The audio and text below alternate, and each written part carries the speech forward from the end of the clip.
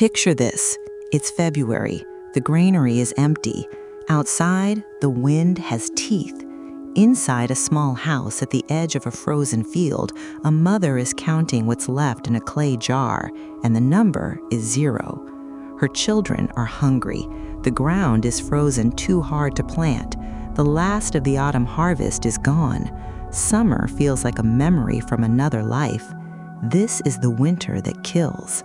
For thousands of years, this exact scene played out across every farming village on Earth, not because people were lazy, not because they didn't plan, because nature doesn't care about your plans.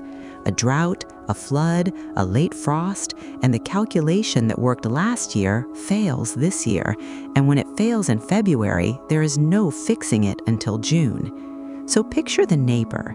He has grain left, not much, but some. And here's the moment that changed everything. He doesn't just give it away, and he doesn't refuse. He does something stranger. He says, "Take it now. Pay me back after the harvest, maybe a little more than you borrowed." That sentence is one of the oldest technologies humans ever built, older than the wheel in some places, older than the written word, in fact, because we have found the receipts for it before we found the poems. That sentence is debt. And it wasn't a burden, it was a bridge. It was the miracle that let a starving family borrow calories from a summer that hadn't happened yet. This isn't a story about money. Money comes later.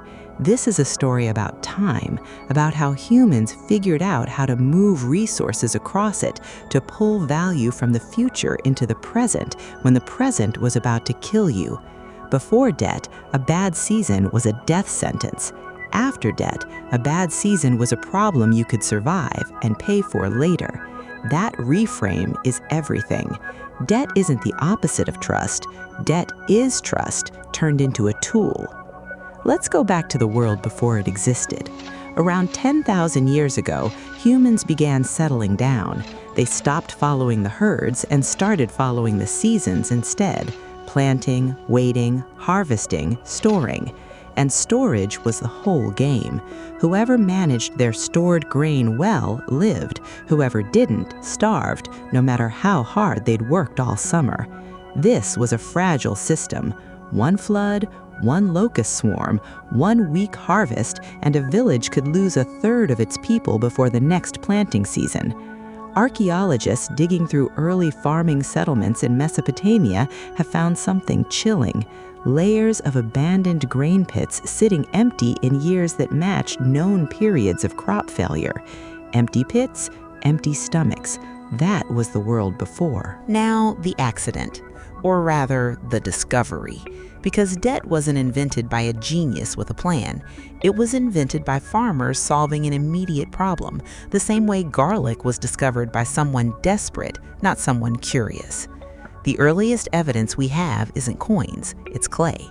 In the temple archives of ancient Sumer, more than 4,000 years ago, scribes pressed marks into wet clay tablets recording who owed grain to whom and when it was due. Some of the oldest writing ever discovered on Earth isn't poetry, it isn't prayer, it's an IOU. A farmer borrowed seed grain from a temple storehouse. The temple recorded the debt. The farmer paid it back after harvest, plus a little extra. The first evidence of interest baked quite literally into clay. That's the accident. Writing itself may have been pulled into existence partly to keep track of what one human owed another. From there, the idea spreads, and it spreads because it works. In ancient Egypt, farmers borrowed grain from royal granaries during lean years along the Nile, repaying it after flood season refilled the fields. In ancient China, records from the Zhou dynasty describe debt owed in grain and in bronze with rules for what happened if it went unpaid. In Rome, the tension between debtors and lenders became so intense it nearly tore the Republic apart. Mounting personal debt among Roman farmers, many of them soldiers away fighting wars while their farms failed at home, sparked political crises that forced Rome to rewrite its laws again and again. Debt didn't just feed families, it shaped nations. In India, ancient legal texts laid out detailed rules for lending, repayment, and default centuries before European banking existed. Across the Silk Road, merchants extended credit to caravans that wouldn't return with payment for a year or more, betting that trust plus distance plus time could still equal profit. Every one of these civilizations, separated by oceans and mountains and centuries, independently arrived at the same tool: borrow now, repay later. It is one of the most convergent ideas in human history. But not all debt was equal, and not all of it was kind, and this is where honesty matters. Some debt was survival, a bridge over a bad season. Other debt was a trap. In many ancient societies, when a debt went unpaid, the borrower didn't just lose property, they lost themselves. Debt bondage, working off a debt with your own body, sometimes for life, sometimes passed to your children, existed in Mesopotamia, in Rome, in ancient China, in societies across the world. It's one of the oldest forms of unfreedom humans ever built, and it grew from the exact same root as the miracle we just described. The line between a bridge and a trap was thin, and it was usually drawn by power, not by need. So which was it? Miracle or trap? The honest answer is both, depending on who was writing the terms. That tension never fully went away. It's still with us. But the core function of debt, moving resources across time, isn't myth, it's mathematics, and it's been proven for 4,000 years. What modern economics adds isn't the idea, it's the plumbing. Interest rate theory, risk pricing, credit scoring. The instinct that made a Sumerian temple scribe press a mark into wet clay is the same instinct running underneath a modern loan application. We just built better pipes for the same water. Bring it forward. Today, debt runs almost everything you touch. The house you live in, likely bought with a mortgage, a debt that stretches across decades instead of a single winter. The card in your wallet, a line of borrowed money you're trusted to repay before it costs you extra. Entire nations run on it. Government bonds are simply the oldest trick in the book, scaled up to the size of a country.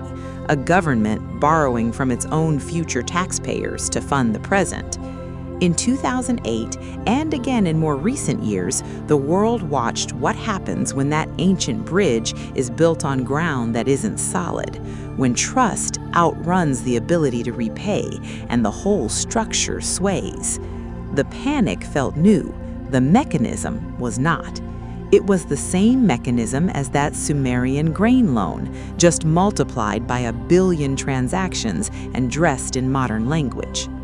So, think about that family in February again. The empty jar, the frozen field, the neighbor who says, "Take it now, pay me back after the harvest." That single sentence is still running the world. Every time you swap a plastic card for something you need today and promise to settle the bill later, you are doing exactly what that farmer did 4,000 years ago, reaching into a future that hasn't happened yet and pulling a little bit of it back to save yourself right now. It isn't just a number on a statement. It's one of the oldest bridges humans ever built between who they are today and who they trust they'll become tomorrow. Next time you open that bill, don't just see the amount, feel the weight of it. You're not just paying off a debt, you're standing on a bridge that our ancestors built out of trust, clay, and grain, one that has carried every civilization since across its coldest, hungriest months.